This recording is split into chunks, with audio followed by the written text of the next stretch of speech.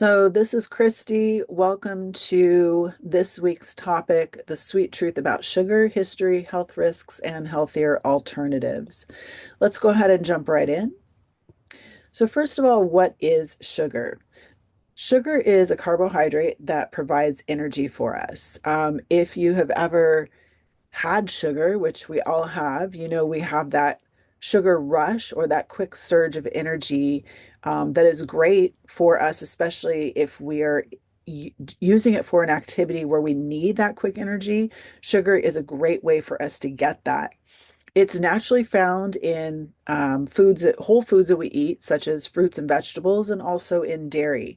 Now, it's also refined and added to many processed foods. So, typically, when we talk about reducing sugar or cutting sugar out of our day-to-day lives, this is a type of sugar that we're referring to. So, how did sugar come about? So, here's just a quick little summary or history of sugar, its earlier uses. Sugarcane was first cultivated in India around 500 BCE. It spread to Persia, the Mediterranean, and Europe through trade. And it used to be used as medicine. It was considered a luxury item and was used back in the day as medication. Since then, we have begun mass production of sugar. Excuse me, that began during the colonial era. The rise of sugar plantations in the Caribbean and Americas contributed to that. Sugar was a huge drive for slave trade. I was listening to the book The Case Against Sugar the other day, and they were talking about the high percentage of slavery that was centered around sugar plantations. And then industrialization led to widespread availability and consumption of sugar. So here's some trends. First of all, sugar consumption skyrocketed in the 20th century. Again, coming back to the book, The Case Against Sugar, the author talks about the fact that during World War II, there was just a sugar explosion that was kind of the turning point during that era. That was a turning point within our history of when sugar consumption increased. It's commonly found in sodas, candies, baked goods, and processed foods. And then again, there's hidden sugars in things such as condiments, sauces, and even quote unquote healthy foods.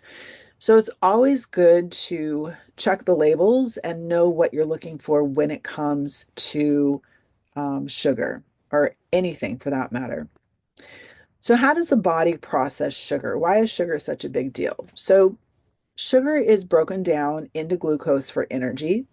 Excess sugar is stored as fat, and sugar spikes insulin levels, which affects our metabolism. So, again, when we consume sugar, we have that energy spike or that sugar rush, as we call it. And that's that spike in energy that gives us that extra boost.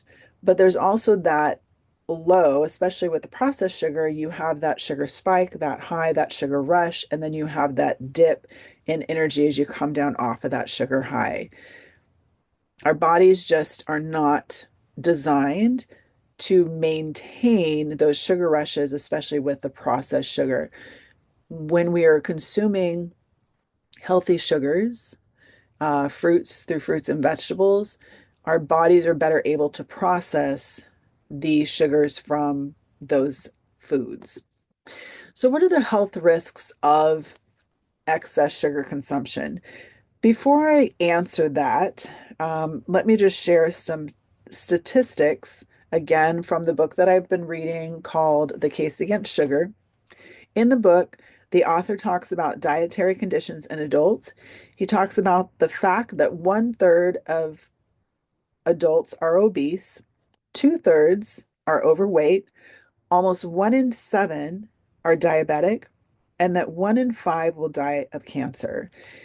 So, if you look at these health risks on this slide, obesity is a health risk. Sugar contributes to weight gain, diabetes. There's an increased risk of type 2 diabetes with sugar overconsumption, especially processed sugars, there's a risk of heart disease. Processed sugars and sugar helps to raise the blood pressure and also your cholesterol, and then tooth decay. The sugar, processed sugar in particular, fuels harmful bacteria in the mouth that causes tooth decay. So significant health risks involved with sugar consumption and particularly overconsumption. So, what is the problem with added sugars? So, natural sugar, fruit from fruits and dairy are different from added sugars. Let's just be very clear about that.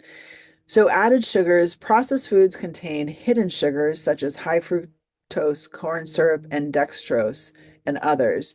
So, we always want to again be checking our labels, making sure that we're understanding if there is sugar added, what type of sugar is being added.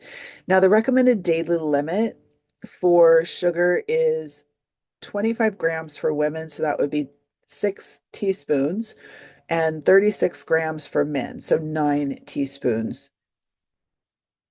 So, what are some healthy sugar alternatives?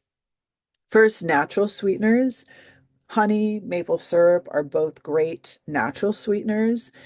Again, coming back to the book, in the book, The Case Against Sugar, the author is talking about the fact that maple syrup was actually being used in a lot of countries by the indigenous people there as a sweetener.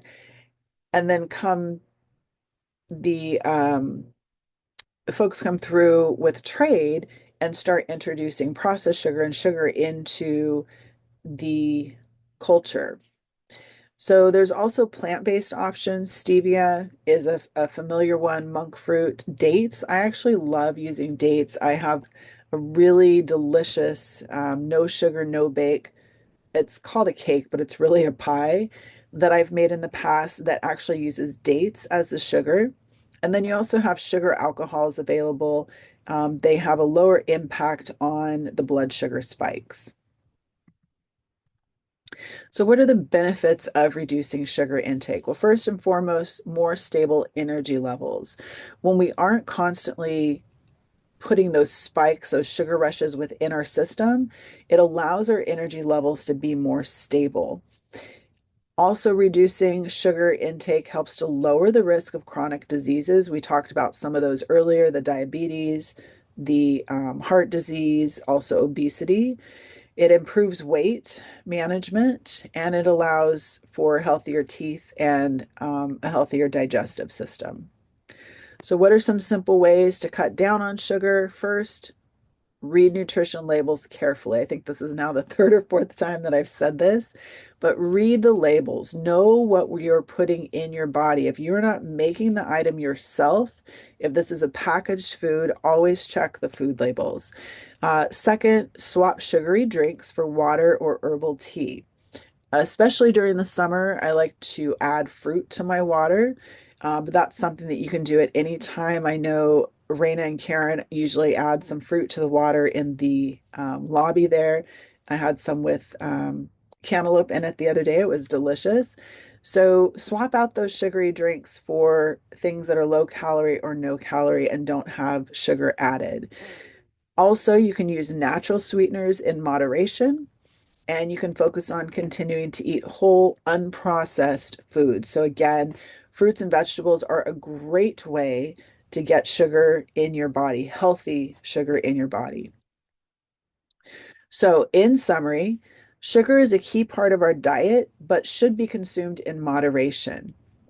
Opt for natural sugars as much as possible. Make small changes, which can help lead to long-term health benefits. So, you're going out to dinner, instead of eating a whole slice of pie, eat part of it, take the other half home, have the rest later, or share it with somebody, right? Smaller portions. And then last but certainly not least, offer yourself grace and stay out of judgment. That can go a long way. A lot of times, what happens is we make a commitment to make a change, and then it doesn't always go as planned. When we can offer ourselves grace and stay out of a judgment, it allows us to start over the next day without that guilt attached. So Try to make small changes as much as possible. Try to consume in moderation. Try to choose for the natural options as much as possible. And then when you don't meet the expectation or the goal that you set, cut yourself a little slack.